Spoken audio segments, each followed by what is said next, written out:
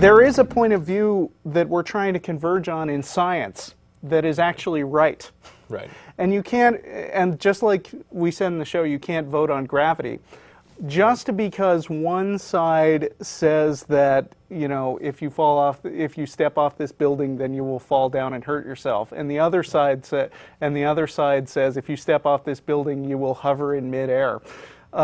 Just because there's two different points of view doesn't mean that the answer is halfway between them. Because, and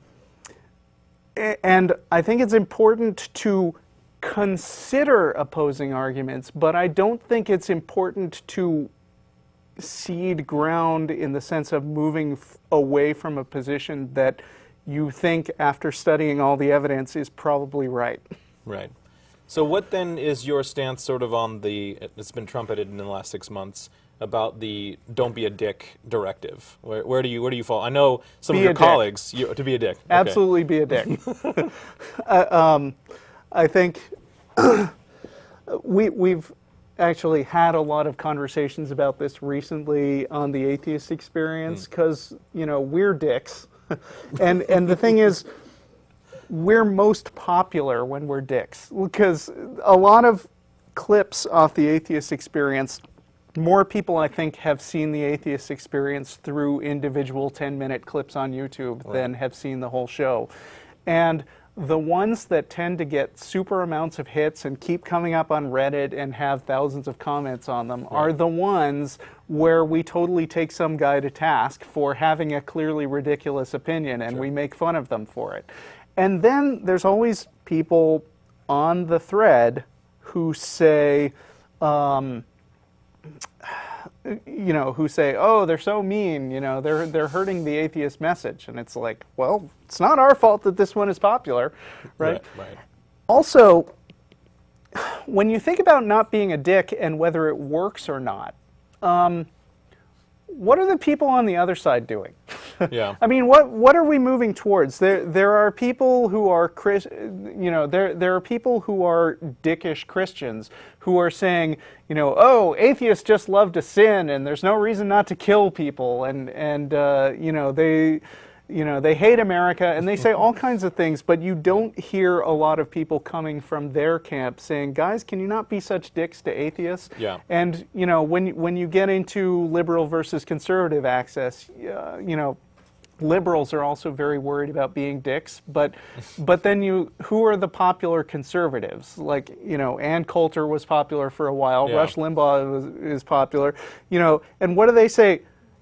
Those people are traitors. Yeah. You know, they hate America, they want to destroy you, everything they do is for the purpose of bringing down America. And it's like, you know, they say stuff like that, and my response is, screw you. Yeah.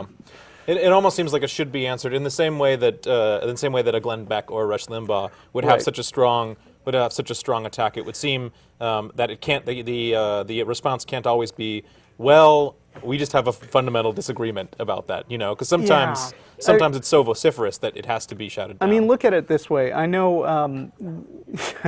You know, I know you like Street Fighter, and I like StarCraft, and they are competitive games. So one of the things that I did when I gave my talk on evangelical atheism is sort of compare arguing for your side, whatever it may happen to be, and I welcome conservatives to argue with me. As always, but compare that to playing a competitive game where you know, the stakes may be who's actually right and who's got the truth, but the tactics are very similar to playing a symmetrical game where both sides are deciding which way to deploy their forces or whatever, or how, you know, do you want to jump behind the person and throw them in the case of Street Fighter, or do you just want to sit there making jabs and wear them down over time?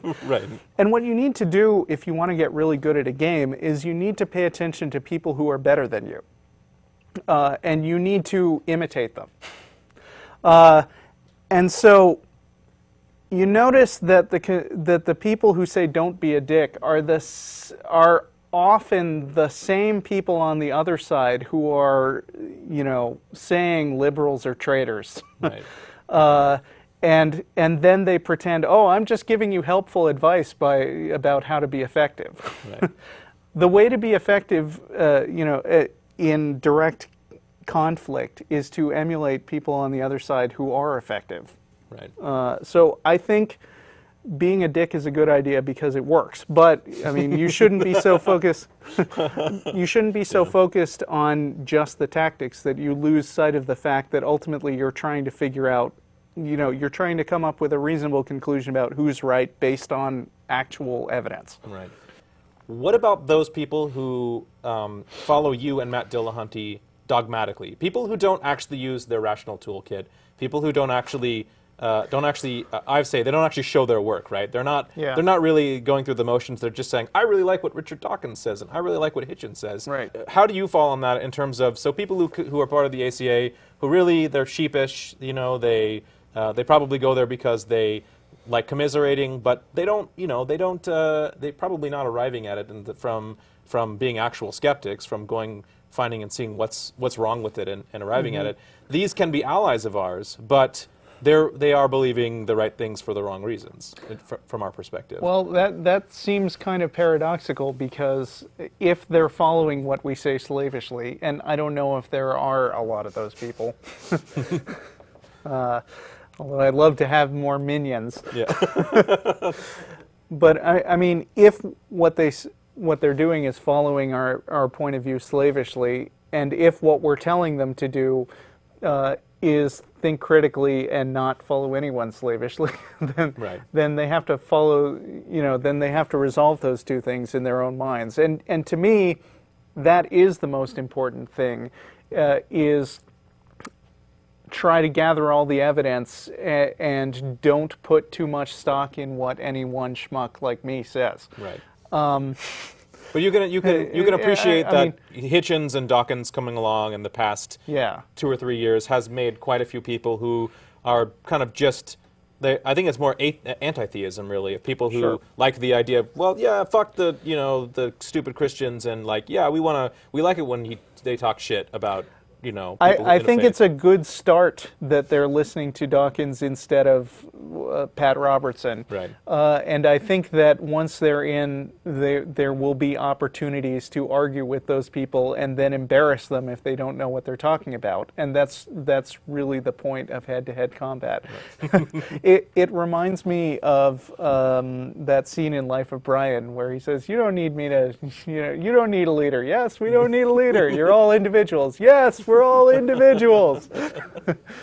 Well, I think that's about as much time as we're going to have. Russell, thanks again for joining us. It was a pleasure, as always. Thank you for having me. And we'll see all you guys later. Check out the website and have a good day. Bye.